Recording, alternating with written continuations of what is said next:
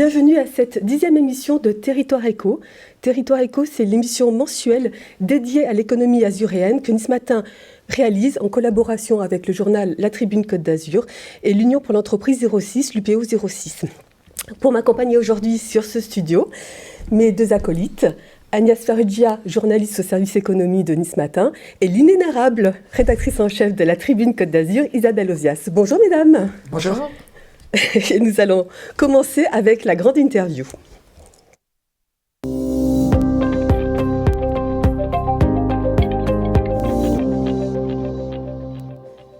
Alors, si vos animaux de compagnie ou d'élevage ont le poil bien soyeux et l'écaille bien brillante, c'est très certainement grâce aux produits alimentaires, aux vaccins et autres médicaments que Virbac conçoit et développe dans son usine de carrosses.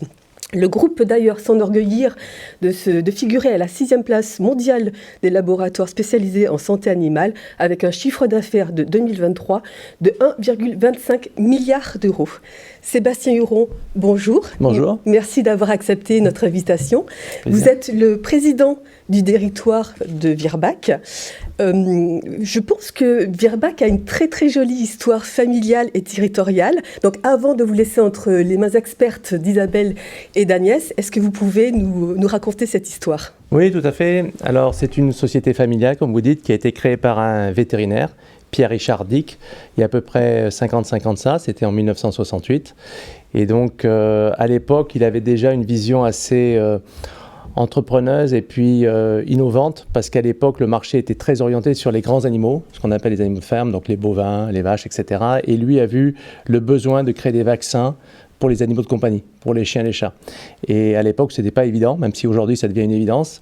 Et donc Virbac, ça vient de là, ça vient de virologie et bactériologie, Virbac, virus, bactéries. Et l'histoire vient de ce fondateur-là. Et la société est restée pendant très longtemps familiale, est-ce qu'elle l'est toujours ? Oui, enfin le capital a été mis en bourse en 1985 pour la moitié à peu près, mais la famille du fondateur est restée aux commandes de la société puisqu'ils détiennent aujourd'hui un peu plus de 50% du capital. Et vous-même, vous êtes depuis 2017 président du directoire. Oui, en fait, depuis, on a changé même la gouvernance, donc je suis directeur général, tout à fait. Bon, directeur général, bien noté. Mesdames, c'est à vous. Bonjour Monsieur Huron. Bonjour Madame. Santé, bien-être animal, c'est un secteur assez large. Est-ce que vous pourriez nous dire comment sont réparties vos activités ? Oui, alors on a 60% de notre chiffre d'affaires qui se fait sur les animaux de compagnie. Ce qu'on appelle les animaux de compagnie, ce sont les chiens et les chats principalement. Et puis 40% de notre chiffre d'affaires qui est fait sur ce qu'on appelle les animaux de ferme. Alors ça va des bovins, des vaches, aux cochons, à la volaille et à l'aquaculture, puisque nous sommes un des leaders en aquaculture, en particulier avec des positions très fortes au Chili. Quelle est votre stratégie pour aller tutoyer le top 5 des grands groupes mondiaux ? Alors, ce qui nous a permis de peut-être tutoyer le top 5 mondiaux, ça a été la stratégie passée. La future, je vous la raconterai tout à l'heure peut-être, c'est une proximité au client. On a toujours cherché à se différencier par la relation solide, authentique, durable avec nos clients, les vétérinaires, nos partenaires aussi. On s'inscrit dans la durée et je dirais on est peut-être aussi avec la particularité d'être un laboratoire vétérinaire et pas un laboratoire pharmaceutique. Par là j'entends un laboratoire pharmaceutique normalement a principalement des médicaments et des vaccins. Nous avons de l'aliment pour les chiens et chats, nous avons des diagnostics, nous avons des services, donc nous avons tout un panel d'offres qui est vraiment ce dont le vétérinaire a besoin. En fait, on essaie de répondre aux besoins du vétérinaire, qui est notre client, partenaire principal, et historiquement, c'est ce qui a probablement fait notre force, cette relation de proximité durable avec eux. Et à l'international, votre stratégie, croissance externe, organique, comment vous faites ? On fait les deux. On essaie d'avoir 2 moteurs à la fusée pour faire un maximum de croissance. Donc on a le moteur de la croissance organique qui est le principal. Depuis plusieurs années, on n'a pas fait d'acquisitions importantes. Cette année en 2023, enfin l'année dernière en 2023, on a fait quelques acquisitions de notre distributeur en Tchéquie et puis d'une société de vaccins volailles en Inde qui s'appelle Globion. Mais jusqu'à présent, on n'avait plus fait trop d'acquisitions. Donc on a vraiment fonctionné sur le moteur de la croissance organique qui est celui qui crée le plus de valeur. Et ça a très bien marché, mais maintenant on essaie effectivement de compléter ça avec de la croissance par acquisition. Et donc on est en train d'étudier pas mal de dossiers d'acquisition en espérant pouvoir peut-être en réaliser quelques-unes. Est-ce que vous pouvez nous dire dans combien de pays vous êtes présent et combien de personnes travaillent pour vous ? Oui, on a une présence dans plus de 100 pays. On a 35 filiales et on a plus de 5000 employés à travers le monde. Mais ça va aussi avec cette stratégie de proximité que vous évoquiez tout à l'heure. Le fait d'être indépendant, parce que je sais que Virbac est fier d'être un labo indépendant, est-ce que c'est un atout ou est-ce que ça peut devenir une faiblesse face à la concurrence ? Ça dépend ce que vous cherchez. Si vous cherchez à préserver une identité, une culture, des valeurs, une manière d'être, c'est indispensable d'être indépendant et donc c'est une vraie force. Quand vous cherchez à faire une croissance très très rapide à très court terme, vous avez moins de leviers que pourraient avoir des sociétés qui n'ont pas cette préoccupation-là, puisque nous, par exemple, on ne cherchera pas à diluer l'actionnariat pour essayer de faire de la croissance externe rapide. On ne prendra pas des risques au niveau de la dette de manière inconsidérée. Donc, il y a des choses qui nous empêchent, si vous voulez, de faire une croissance aussi rapide que certains autres laboratoires qui ne sont pas très préoccupés de qui les possède ou de la propriété et qui sont moins attachés à leur identité et à leur futur. Nous, on écrit notre histoire pour rester maître de notre propre destin et c'est ça qui nous anime. Et l'esprit familial dans tout ça, est-ce que vous avez réussi à le faire perdurer ? Est-ce que ça existe encore bien ? Ah oui, alors il est très très fort. Il transpire. En fait, je crois que la famille qui est à la direction d'ailleurs du conseil d'administration choisit des leaders pour conduire opérationnellement la société qui partagent les mêmes valeurs, le même système, les mêmes cultures et qui sont animés par une volonté de transmettre. En fait, on est vraiment des constructeurs. On construit peu à peu, on cherche à construire sur des fondations solides, on pense aux générations suivantes, on pense des personnes qui pensent que la planète ne nous appartient pas, mais qu'on l'emprunte à nos enfants, et donc qui sont vraiment dans une volonté de construire de la valeur ajoutée, de faire des choses responsables, raisonnables, et de transmettre aux générations suivantes. Et c'est ce passage de relais qui est drôlement engageant et agréable. Vous-même, vous avez un profil assez atypique pour un dirigeant opérationnel d'un grand groupe comme Virbac. Pourquoi ?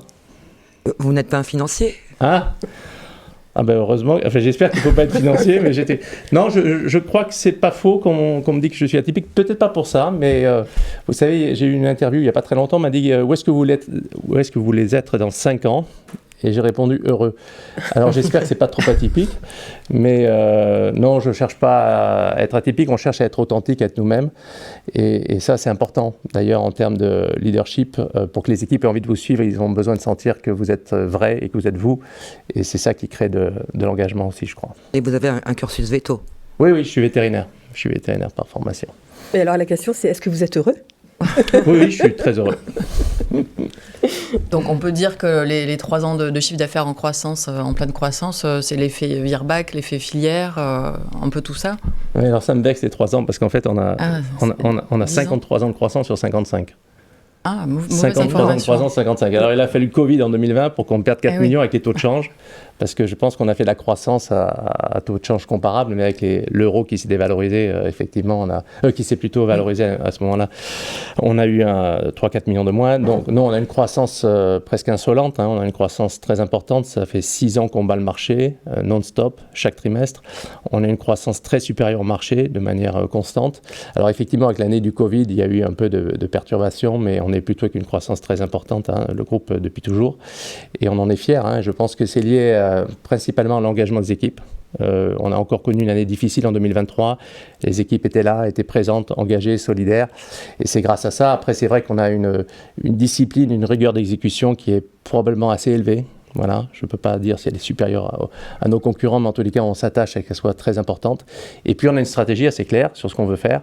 Et donc, c'est ces 3 choses-là, je crois, l'engagement couplé à la rigueur d'exécution, à la stratégie qui doivent expliquer pourquoi on performe au-dessus du marché. À quoi étaient dues les difficultés de l'année 2023 ? 3 choses. D'abord, le marché s'est énormément ralenti. On a dit normalisé, ralenti. Les volumes étaient en baisse sur le premier semestre, au moins. On n'a pas tout à fait les chiffres du dernier trimestre au niveau du marché. Après 2 années un peu exceptionnelles, suite au Covid, les gens, avec le confinement, avaient adopté des chiens, des chats, restaient à la maison, dépensaient pas mal. Ensuite, après le Covid, ils sont repartis voyager, manger au restaurant, sortir. Et donc, on a vu une baisse du marché de la santé animale assez importante sur le premier semestre. Ensuite, nous, on a eu des problèmes de production qui nous ont ralenti. On avait des capacités de production limitées en vaccins et donc on a eu une difficulté à fournir nos clients pendant les quelques mois. Donc ça, c'est résolu, c'est derrière nous. Et la troisième chose, c'est qu'on a eu une cyberattaque le 19 juin. Donc quand vous cumulez les 3 événements, c'était une année particulièrement perturbée. Il a fallu un comeback, un retour incroyable depuis septembre pour faire les chiffres, puisqu'on a atteint tous nos objectifs. On a même revu la guidance à la hausse en fin d'année, mais sur un comeback qui est juste incroyable. Si vous regardez par trimestre l'évolution, c'était assez impressionnant. Oui, on repart sur un process de croissance, enfin en tout cas, je l'espère pour vous. Est-ce qu'il sera possible à court terme pour Virbac d'intégrer ce top 5 mondial des labos vétérinaires ? Alors quand on dit top 5, je pense qu'on parle que du chiffre d'affaires. Oui. Donc on pourrait regarder si c'est les market cap, la valeur des sociétés, si c'est la génération du cash. Enfin, on pourrait se poser la question de qu'est-ce qu'on voudrait mesurer pour savoir si on est le top 5. Sur certaines dimensions, je suis certain qu'on serait dans le top 5. Donc sur les ventes, et si on regarde uniquement les ventes, je pourrais vous répondre qu'on ne sera probablement pas dans le top 5 dans les prochaines années. Bien que ça serait facile de le faire d'une certaine manière, il suffirait de faire beaucoup d'acquisitions et donc de lever de la dette, ce qui serait possible, mais ce n'est pas ce qu'on cherche à faire.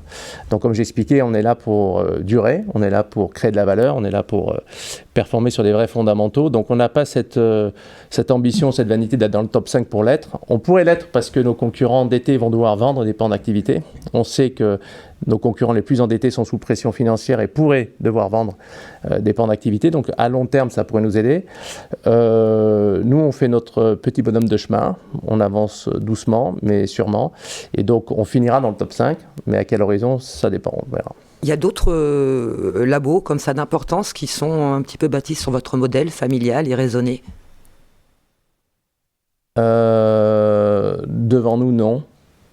Derrière nous, ça dépend quelle granulométrie de business on regarde. Probablement. Et votre siège social est à Carros. Est-ce que c'est compliqué d'être une marque française bien implantée dans l'univers pharmaceutique ? Je crois pas. En tous les cas, on peut constater déjà que dans le top 10, il y a 3 laboratoires français. Donc ça, c'est une vraie fierté en vétérinaire, en santé animale. Après, on a une historique aussi en santé humaine, avec des laboratoires français qui sont bien reconnus et des fleurons. La première école vétérinaire au monde, c'est l'école vétérinaire de Lyon. Donc, quand on regarde ça et qu'il n'y a pas de Chinois, il n'y a pas de Japonais, il n'y a pas de Brésiliens dans le top 10, il y a 3 Français, on doit se dire qu'au global, c'est plutôt positif, plutôt favorable. Après, ce n'est pas un avantage quand vous êtes aux États-Unis, donc c'est compliqué sur le marché américain pour les 3 Français. On a énormément de mal. Mais en dehors des États-Unis, je crois que c'est plutôt un atout, oui. On va conclure sur une question d'actualité. On parle énormément de relocalisation. Vous avez un projet de relocalisation d'une usine en Australie, je crois, qui va être rapatriée en France. Dites-nous en plus sur ce projet. Oui, alors nous, on est déjà très très fiers parce qu'on a 50% de nos productions mondiales faites chez nous qui sont faites à Carros, enfin en France. C'est unique dans le marché de la santé animale. Donc on est très fiers pour la production locale, régionale française. On est très fiers pour l'empreinte carbone, parce qu'on est dans une économie en France plutôt décarbonisée, puisque c'est l'énergie nucléaire, par rapport à nos concurrents qui ont des usines en Chine et ailleurs. Donc on a une empreinte carbone très favorable. On a aussi 40% de notre chiffre d'affaires qui est en Europe, donc des circuits courts en logistique. Donc pour toutes ces raisons, on est très très fiers de le faire. On essaie de consolider effectivement nos productions sur le site de Carros. Donc on est en train de rapatrier un produit qui est un produit exceptionnel. En fait, c'est un implant qui évite la castration des chiens et des chats. Donc aujourd'hui, alors au XXe siècle, on n'avait pas le choix, il fallait castrer pour avoir les bénéfices comportementaux des animaux. Au XXIe siècle, avec notre produit, il n'est plus nécessaire de castrer. Et donc on devrait, alors il y a une inertie, parce que même moi à l'école vétérinaire, j'apprenais à castrer puisque le produit n'existait pas. Donc quand on a appris ça, quand on avait 20 ans, c'est compliqué de changer les habitudes. Mais on devrait se forcer, se discipliner, en parler autour de nous, parce qu'aujourd'hui, il n'est plus nécessaire de castrer les animaux.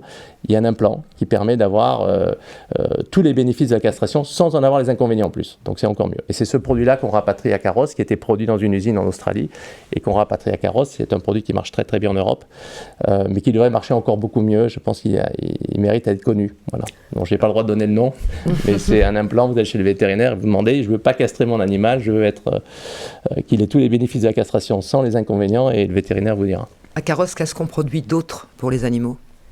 On produit beaucoup de choses, puisqu'on produit des vaccins pour les chiens et chats, donc toutes les pathologies qui ont des couvertures vaccinales, c'est produit à Carrosse. On a des injectables, on a des antiparasitaires, on a tout type de produits, on a des shampoings, on a des produits. Et l'autre production importante en France, c'est l'aliment. Alors là, on est en train d'essayer de faire une nouvelle usine à Nîmes. On a quelques difficultés avec les riverains parce qu'ils ont des appréhensions sur les odeurs qui pourraient émaner. Et je voudrais juste dire, on est une société familiale qui vraiment tenant à cœur de faire les choses correctement, y compris pour l'environnement, etc. Et on a toutes les technologies aujourd'hui pour qu'il n'y ait pas de sujet, qu'il n'y ait pas de souci.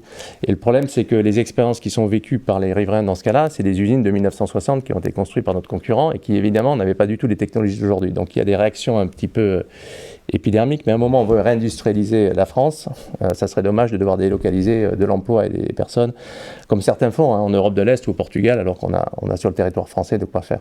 C'est un hasard que vous vous retrouviez territorialement à côté de votre concurrent français sur la nutrition à Nîmes ? Non, c'est pas un hasard. En fait, le fondateur de notre concurrent, il s'appelle Jean Catari, est un vétérinaire. Quand il avait vendu sa société, il en a reconstruit une pour faire encore mieux. On a racheté la deuxième société et donc elle avait un nom qui s'appelait Imperial Dog. Alors Imperial, c'est mieux que voilà, et Dog, c'est pareil que voilà. Et donc c'est ce qu'on a racheté, c'est ça qui est à l'origine de notre pet food, mais après on l'a vraiment développé, amélioré sur un axe santé parce qu'on est un laboratoire de santé. Et on dit toujours la santé commence par la nutrition, par l'alimentation. C'est important. Et donc, on ne le fait pas comme une société de pet food ou de nutrition uniquement. On le fait dans l'axe santé, de développer. Et on sait que quand on s'alimente bien, on fait de la prévention de pathologies à 5 ou 10 ans plus tard. Voilà. En évitant l'obésité, par exemple, sur l'articulation, l'arthrose, etc. Et concrètement, en termes d'emploi, sur Nîmes et sur Carrosse ? On va être pas très loin des 1500 personnes, là. Sur le territoire français. En tout, mais en création, en fait, par rapport à ces deux nouveaux projets ? C'est difficile à dire, ça dépend de l'échelle de temps, mais sur Nîmes, on est à peu près à 80-90 personnes de plus, juste sur l'usine. Voilà, on a un centre logistique qu'on est en train de construire aussi sur la zone de Carrosse, où on va créer de l'emploi aussi. Il y a la nouvelle usine de vaccins. Et là, je dois aussi remercier les services de l'État, parce qu'on est drôlement aidés pour nous aider dans ça. Il y a tout un projet de transformation des usines de Carrosse qui sont assez anciennes, en fait. Ces usines ont été, la société ayant 55 ans, vous comprenez bien qu'il y a des usines qui ont été faites il y a 40 ou 50 ans qu'il faut rénover. Et là, il y a tout un projet de transformation avec une nouvelle usine de vaccins, avec un centre logistique, avec l'usine de pet food à Nîmes, et ici le rapatriement de ce produit, cet implant-là, pour éviter la castration. Donc tout ça nous demande énormément de travail dans une zone qui est compliquée, parce que très encaissé, le foncier n'est pas donné, le VAR déborde de temps en temps, donc c'est énormément de contraintes. On joue jamais sur des territoires de jeu très faciles. Il semblerait qu'on aime la difficulté. Mais bon, dans ce territoire-là où on est ancré de manière très forte, je dois dire que les services de l'État nous aident pour essayer de réaliser ces projets de la meilleure manière possible pour l'économie, pour la région et pour Virbac. Très rapidement, avant de clore cette interview, à quand la relocalisation de cet implant sur Carrosse ? On travaille dessus, là, on dépose des dossiers, permis de construire, ICPE, etc. Donc, si tout se passe bien, on a des fourchettes, mais il faudrait qu'on ait tout finalisé, que les premiers lots sortent en 2027. Très bien.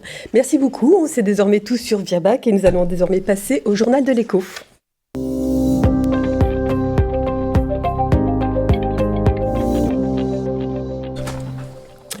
Agnès, Isabelle, vous allez maintenant passer au crible de l'actualité économique et la vie des entreprises azuréennes. Sébastien Huron, n'hésitez pas à intervenir, bien entendu, si vous souhaitez rebondir sur une information, si elle vous interpelle. En ce début d'année, on a beaucoup parlé immobilier et ça risque de continuer. Agnès ? Oui, en ce début d'année, la FNAIM, la Fédération nationale des agents immobiliers de la Côte d'Azur, a présenté son bilan 2023, les perspectives 2024. Donc si le département affiche la moins mauvaise baisse en nombre de ventes, et que les prix augmentent de 4%, les primo-accédants et nos actifs ont encore du mal à se loger. La FNAIM a proposé pas mal de solutions qui, pour l'instant, sont restées lettres mortes malgré l'importance de ces solutions. Et on n'a toujours pas de ministre du logement nommé, donc on n'est pas sorti, je pense, côté immobilier.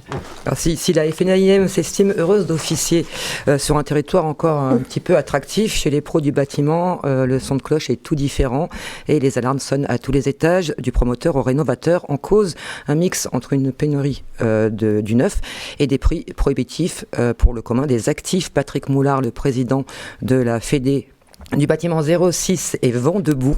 Lors de ses vœux à la filière ce 29 janvier, il a pris la parole et c'est une exception. Il prévient, les mois qui viennent ne seront pas de tout repos. 2024 sera pour bon nombre d'entreprises du BTP une année de récession, dit-il, avec notamment une chute vertigineuse des permis de construire. Il a donc appelé l'ensemble des élus locaux à prendre leurs responsabilités et à noter qu'il est soutenu par l'ensemble des filières professionnelles dans son combat. Autre sujet difficile pour les dirigeants, le recrutement ? Oui, le recrutement toujours difficile, c'est ce qui a poussé Eiffage Energy System à recruter autrement, donc un recrutement tout à fait en ligne, où plombiers, chauffagistes, etc. peuvent se balader dans un univers virtuel, déposer un CV, passer des entretiens virtuels. Donc intéressant, et on peut se connecter jusqu'au 4 février sur Eiffage Energy System. Le groupe Barrière aussi propose une campagne de recrutement ciblée sur les seniors, qui veulent rester encore actifs, avec un slogan « Un poste adapté à un rythme ajusté ». C'est intéressant, on peut postuler en ligne aussi. Sébastien Huron, le sujet du recrutement est compliqué pour vous ? Oui, je crois qu'on n'a pas de sujet de rétention. Une fois que les gens débarquent dans la région, ils aiment beaucoup la région, ils n'ont pas envie de repartir. Mais pour les attirer, c'est pas simple. On est la deuxième plus grosse société de la région. Et donc, quand il y a des couples qui travaillent à Paris ou ailleurs, les faire venir sur la région, c'est compliqué parce que la deuxième personne a du mal à trouver du travail. Il n'y a pas beaucoup d'industrie. Voilà. Donc ça, c'est difficile. Donc nous, en plus, on a un besoin spécifique en biologie, en vaccins. Donc on a fini par développer notre propre formation interne. On a qu'un type d'université où on essaie de développer des jeunes et former les jeunes et les développer, les préparer de manière à répondre à notre propres besoins et devenir là aussi un peu indépendant. À bon entendeur, donc. Isabelle ? Alors on repique un petit peu sur l'immobilier avec une bonne nouvelle, il en faut une pour la filière azuréenne. Elle nous vient du CIMI, c'est le Salon international de l'immobilier commercial. Il s'est tenu porte de Versailles à Paris en décembre dernier. Et parmi les programmes récompensés, un grand prix pour le groupe Courtin et son projet Centrium à Sophia Antipolis dans la catégorie immeuble neuf de bureaux de plus de 10 000 mètres carrés. Un programme éco-responsable et à haute valeur de service ajoutée, livré l'année dernière. Allez, on quitte le BTP et l'immobilier et on va se diriger dans la galaxie des jeunes entreprises innovantes avec 4 startups. 4 startups. On commence avec Exact Cure, la niçoise qui développe une solution d'ultra-personnalisation médicamenteuse.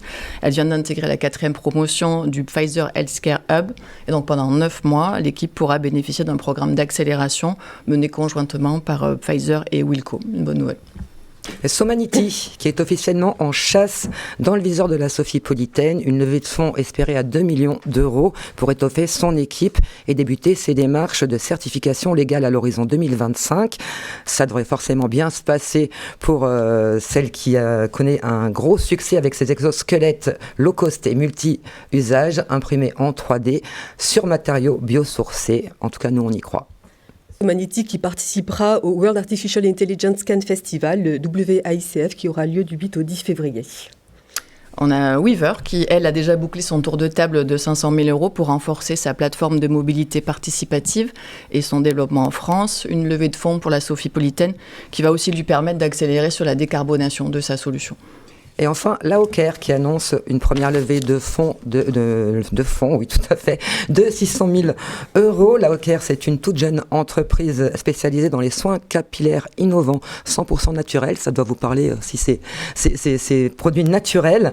L'Alsacienne s'est installée à Grasse, à la Villa Blue. C'est l'accélérateur du groupe Robertet. Et c'est Robertet, justement, qui a mis la main au pot pour abonder sur l'AOCARE sa petite protégée, aidée par BPI France, et ça va lui permettre d'étoffer son staff, sa recherche et ses gammes de produits. On continue avec une séquence rachat. Oui, avec Silicon Mobility, racheté par le géant américain Intel. Silicon Mobility, c'est une start-up de Sofia qui avait levé 10 millions de dollars en 2018 et qui change aujourd'hui de braquet avec cette décision de Bruno Pocard, son fondateur, de laisser la main à Intel pour la firme américaine. Il s'agira de profiter à plein des ressources Sophie-Politaine pour optimiser l'efficacité énergétique grâce à l'intelligence artificielle. Agnès ? Et nous avons Squad qui continue son essor pour devenir un acteur leader sur le marché de la cybersécurité avec une opération de croissance externe. Donc le cabinet de conseil en expertise en cybersécurité qui est basé à Sophia Antipolis vient de faire sa première opération de croissance en rachetant le francilien Newload. Une acquisition qui va lui permettre d'être présent sur toute la chaîne de valeur cybersécurité. Une première acquisition en croissance externe. En croissance externe, oui. Et on termine avec Transcan, qui décidément monte dans les tours. La familiale spécialisée dans les transports, basée à Carrosse comme Virbac, les transports décarbonés, a racheté sa consoeur Le Lien. Ça, c'était une start-up niçoise qui officiait sur la livraison du dernier kilomètre en centre-ville. Transcan, via sa filiale EcoCity, a également inauguré cette semaine son site cannois, boulevard de la République, avec une quinzaine de salariés embarqués, un effectif qui devrait très vite doubler si le business plan roule comme prévu. Et s'il y avait une bonne nouvelle à retenir en ce début d'année ? Oui, une bonne nouvelle sur la French Tech. Au national, la French Tech affiche une baisse des levées de fonds de 34% par rapport à 2022 qui était une bonne année avec 9 milliards d'euros tout de même. Mais nous, en région sud, nous affichons un bon rebond de plus 35% des levées de nos pépites. Donc ça, c'est une bonne nouvelle.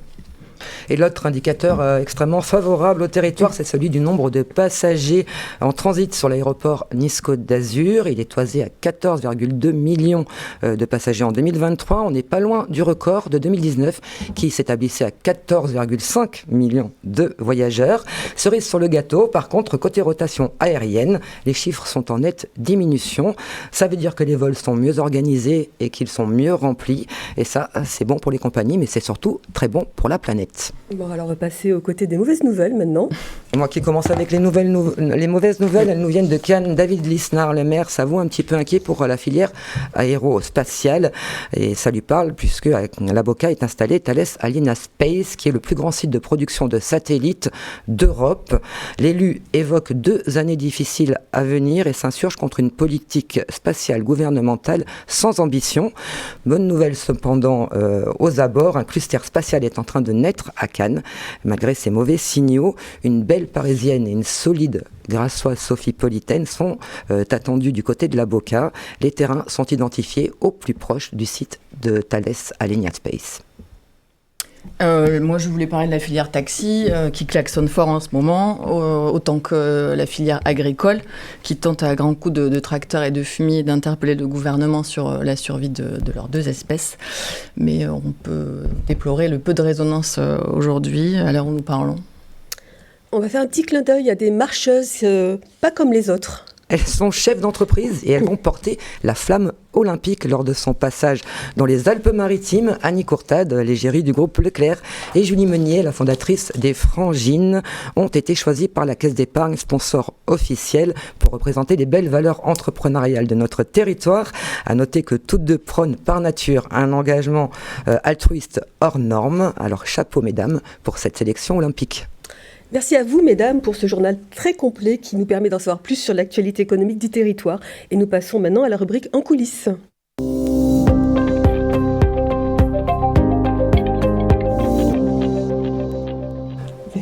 Merci beaucoup encore. Quel point commun entre la route du Rhum, l'agriculture, le camping en plein air ou encore les transports ? C'est Solar Close System, l'entreprise de Mandelieu-la-Napoule qui a développé une technologie de film photovoltaïque souple et enroulable. Tout à fait, la Mandolosienne vient tout juste d'équiper l'aéroport de Nice-Côte d'Azur de sa solution. Et en ce moment, elle est en train de faire chauffer l'atelier pour marquer de sa technologie le village des athlètes lors des Jeux Olympiques de Paris 2024. Et nous sommes allés les espionner avec le vidéaste Franck Fernandez. On regarde la vidéo.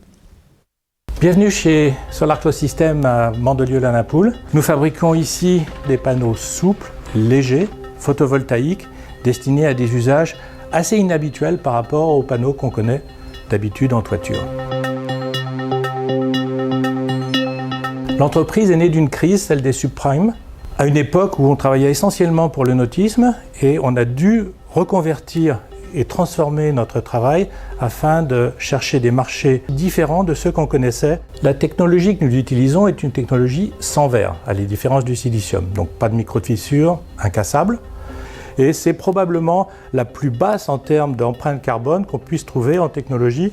Nos réalisations sont notamment des produits sans verre pour s'adapter en particulier aux supports textiles souples, notamment des voiles de bateau, Route du Rhum, Vendée Globe, mais aussi des structures légères comme à Monaco, sur des ombrières qui permettent de récolter l'énergie solaire tout en offrant une protection aux gens sur le port de Monaco, les serres de Cannes, les serres municipales de la ville de Cannes, ou encore au niveau national ou international avec Volvo et Renault Trucks, et au niveau militaire en France et aussi en Europe.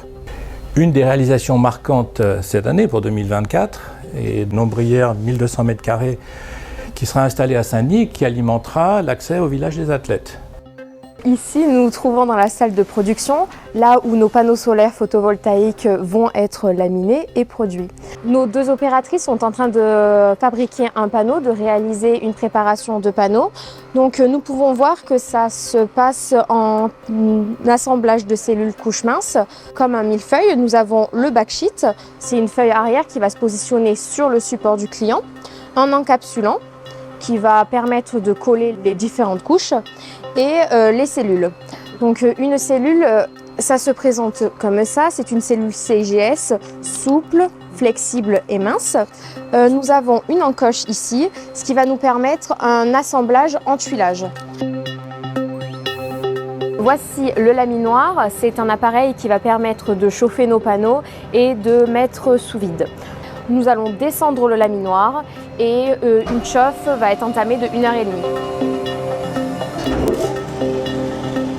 Donc nous avons notre panneau qui est terminé, laminé. Il nous suffit juste de le sortir et de vérifier visuellement qu'il n'y a aucune trace d'erreur. Et nous amenons le panneau directement en salle de production où il va être testé électriquement. Nos perspectives sont notamment avec EDF de travailler sur les bâtiments à faible portance, la toiture qui ne peut pas recevoir du photovoltaïque classique. Autrement, nous travaillons sur la couleur, sans pigmentation, afin notamment de pouvoir équiper des toitures, des tuiles rondes, romaines de notre région. Aujourd'hui, nous avons atteint notre premier million d'euros de chiffre d'affaires. L'objectif dans les 2 ans qui viennent est de passer à 5 millions.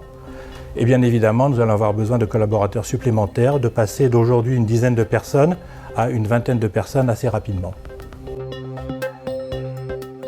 Merci Agnès pour ce reportage vidéo que vous avez réalisé avec Franck Fernandez, un reportage que l'on retrouvera ce lundi dans les pages du supplément économie. C'est déjà l'heure de la dernière séquence de ce Territoire Éco avec le pitch.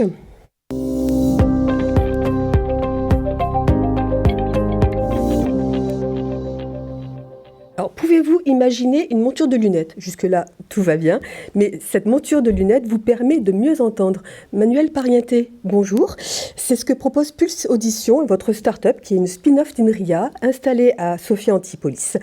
Vous avez 90 secondes pour présenter votre solution. Top chrono. Merci. Bonjour.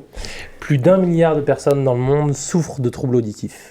Le manque d'intelligibilité de la parole dans le bruit limite leurs interactions sociales et ce problème n'est pas adressé par les prothèses auditives actuelles. Je m'appelle Manuel Parienté, je suis docteur en informatique et CEO de Pulse Audition, dont la mission est de mettre fin à l'exclusion sociale engendrée par les pertes auditives et répondre à l'enjeu sociétal majeur qu'est l'inclusion des malentendants. Comment ? À l'aide d'une paire de lunettes auditives intégrant des algorithmes de rehaussement de la parole à la pointe de l'intelligence artificielle issue de 7 ans de développement entre INRIA et le CNRS. Notre singularité, c'est la combinaison entre nos technologies uniques qui permet à l'utilisateur de vraiment choisir ce qu'il veut entendre dans les environnements bruyants et notre design qui rend le handicap imperceptible et qui aide les malentendants à s'équiper au plus tôt. Nos clients, ce sont les malentendants légers à modérés, non appareillés de 40 à 75 ans. Et pour les atteindre, nous distribuerons ces lunettes chez les opticiens qui couvrent déjà largement cette clientèle. Le prix de vente sera d'environ 450 € et les verres pourront être adaptés à la vue.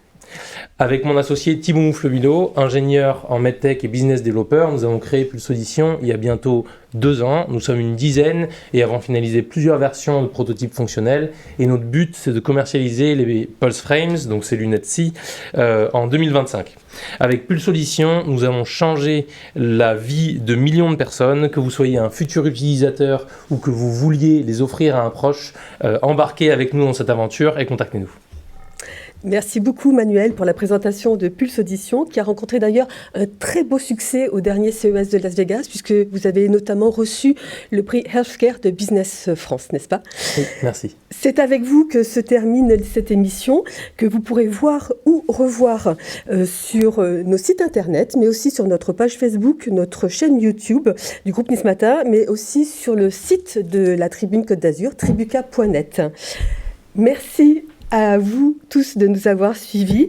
Merci à Philippe Bertignier, à Sophie Doncé et Chloé Vorgard pour la réalisation de cette émission. Et surtout, merci à vous, mesdames, pour votre expertise. Et on se retrouve le mois prochain pour une nouvelle émission. Au revoir.